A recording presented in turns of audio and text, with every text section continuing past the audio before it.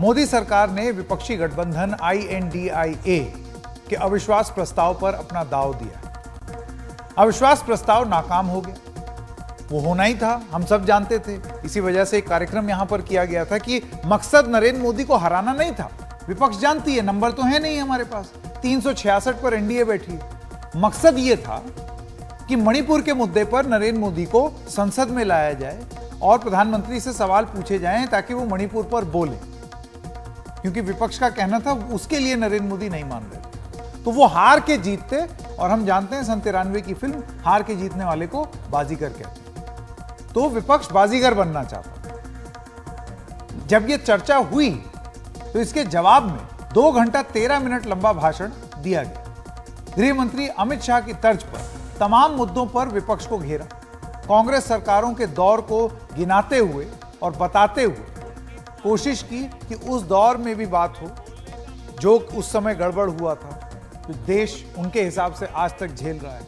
प्रधानमंत्री ने अपने लंबे भाषण में 1 घंटा 40 मिनट बाद मणिपुर पर बोलना शुरू किया और राज्य की जनता को विश्वास दिलाया कि पूरा देश उनके साथ है और मणिपुर को राहत देने की हर मुमकिन कोशिश हो रही। प्रधानमंत्री ने जब मणिपुर पर बोलना शुरू किया तो उससे पहले ही विपक्ष वॉकआउट कर गया, क्योंकि 1 घंटा 40 मिनट तक उन्होंने वेट किया। फिर वो मणिपुर चिल्लाने लगे और उसके बाद वॉकआउट करके चले गए। और जैसे ही वॉकआउट करके गए तो प्रधानमंत्री ने थोड़ा सा जिक्र मणिपुर का किया। प्रधानमंत्री का भाषण खत्म होने के बाद अविश्वास प्रस्ताव पर मतदान हुआ, जो ध्वनिमत से पास हो गया। हम जानते हैं, आंकड़े तो हमें पता ही थे कि क्या होंगे। अविश्वास प्रस्ताव गिरने के बाद कांग्रेस नेता अधीर रंजन चौधरी को लोकसभा से सस्पेंड कर दिया गया। उन पर लोकसभा में मिसकंडक्ट यानी कि अनुचित व्यवहार का आरोप लगाया गया। उनका मामला लोकसभा की प्रिंसिपल कमेटी यानी कि विशेषाधिकार समिति को सौंप दिया गया। मोदी सरकार के बीते 9 साल के कार्यकाल में ये दूसरा अविश्वास प्रस्ताव था जो नाकाम हो गया। इससे पहले मोदी सरकार के पहले दौर में 20 जुलाई 2018 को विपक्ष अविश्वास प्रस्ताव लाया था, जो 126 के मुकाबले 325 वोटों से नाकाम हो गया। लोकसभा में अविश्वास प्रस्ताव पर जवाब देते हुए प्रधानमंत्री मोदी ने यह कहा है कि पूरा देश मणिपुर के साथ है। मणिपुर का क्योंकि बाद में जिक्र किया, वो कहते हैं मणिपुर में शांति का सूरज फिर उगेगा और राज्य विकास की राह पर तेजी से आगे बढ़ेगा। में अदालत का एक फैसला आया। अब अदालतों में क्या हो रहा है वो हम जानते हैं, और उसके पक्ष विपक्ष में जो परिस्थितियां बनी, हिंसा का दौर शुरू हो गया और उसमें बहुत परिवारों को मुश्किल हुई। अनेकों ने अपने स्वजन भी खोए। महिलाओं के साथ गंभीर अपराध हुआ और ये अपराध अक्षम्य है और दोषियों को कड़ी से कड़ी सजा दिलवाने के लिए केंद्र सरकार, राज्य सरकार मिलकर के भरपूर प्रयास कर रही है। और मैं देश के सभी नागरिकों को आश्वस्त करना चाहता हूं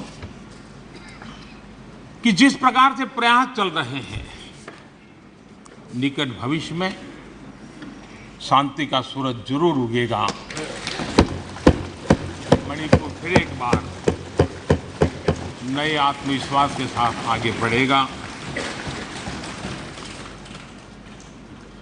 मैं मणिपुर के लोगों से भी आग्रहपूर्वक कहना चाहता हूं, वहां की माताओं, बहनों, बेटियों से कहना चाहता हूं, देश आपके साथ है।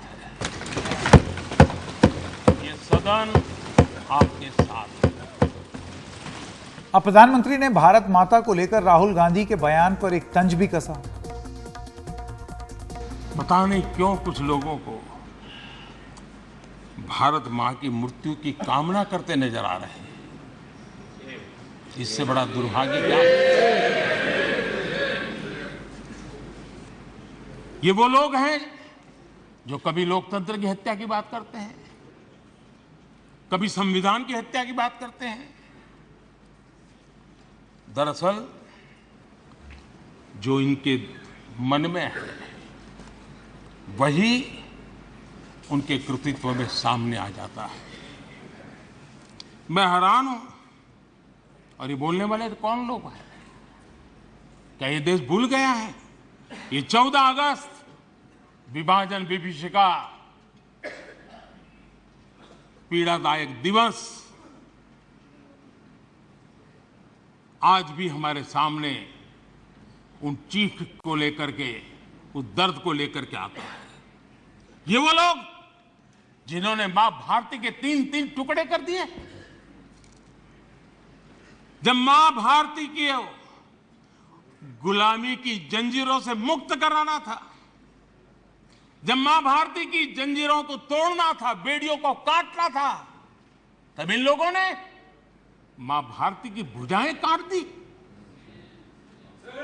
मां भारती के 3-3 टुकड़े कर दिए। और ये लोग किस मुंह से ऐसा बोलने की हिम्मत करते हैं? अब विपक्ष ने कहा कि मणिपुर के मुद्दे पर उन्हें इंसाफ नजर नहीं आया। प्रधानमंत्री बहुत देर से बोले और बहुत कम बोले। प्रधानमंत्री जी आज भी मणिपुर के मुद्दे पे नीरव रह गए। तो नीरव रहने के चलते मैंने सोचा कि नया नीरव मोदी को देखने में क्या फायदा, क्योंकि मोदी जी नीरव रहते हैं, तो इसलिए इनके बात सुनने में हमें क्या फायदा होगी, क्या जरूरत क्या है, क्योंकि उनकी दरबारियों ने सारे बात कर चुके हैं। मोदी जी जिस बातों को दोहराते हैं उनकी दरबारियों ने सारे कुछ कर चुके हैं। घमंडिया कौन किसका घमंडिया खुद देख लो। आ रहे मजबूरन आज आने पड़े, क्योंकि हम धक्का मार के उनको लाए, खींच के लाए। मैं तो सुबह ही कहे कि आपको खींच कर लाए गए, सदन में आपको आने नहीं चाहते थे, हम लोग अविश्वास प्रस्ताव के दौरान खींच के लाए। लगभग 90 दिनों के करीब गुजरता हुआ मणिपुर में हिंसा को स्वयं नियंत्रण करने के लिए वो एक बार भी मणिपुर क्यों नहीं गए? दूसरा प्रश्न कि मणिपुर के मुख्यमंत्री को क्यों नहीं बर्खास्त किया? और तीसरी बात ये थी कि मणिपुर पर 80 दिन तक मौन क्यों, चुप्पी क्यों, शांति की कामना क्यों नहीं कर रहे? 2 घंटे से ये चर्चा चल रहा है। इस 2 घंटे में हमें मणिपुर का इंसाफ नजर नहीं आया।